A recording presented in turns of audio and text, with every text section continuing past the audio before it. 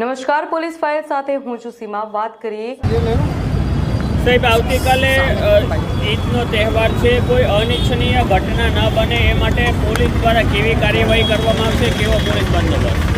CP સાહેબની સૂચના અને માર્ગદર્શન હેઠળ આજે ચેટીચાંદ અને કાલે ઈદની પર્વની ઉજવણી હેઠળ કોઈ પણ અનિચ્છનીય બનાવ ના બને અને શહેરમાં સુલહ શાંતિ બની રહે એ માટે શહેરમાં જુદા જુદા જગ્યા ફૂટ પેટ્રોલિંગની આયોજન કરવામાં આવેલ છે. અને અત્યારે જુવાપુરા 4 રસ્તાથી ફૂટ પેટ્રોલિંગ ચાલુ થશે અને આખા જુવાપુરા માર્કેટમાં ફૂટ પેટ્રોલિંગનું આયોજન કરવામાં આવે છે.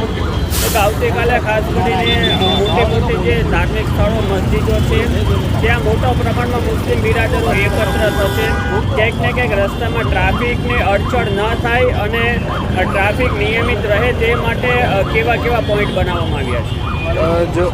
જુદા જુદા જો પોઈન્ટ છે એ અગત્યનું જ્યાં ભીડભાડવાળો ઇલાકો થશે એમાં આપણે આઈડેન્ટિફાઈ કરી રહ્યા છે અને આઈડેન્ટિફાઈ કરીને એમાં સખત પોલીસ બંદોબસ્તનું આયોજન છે અને પોલીસ આખા પૂરા તહેવાર શાંતિથી થઈ જાય એ માટે ફિલ્ડ પર રહેશે.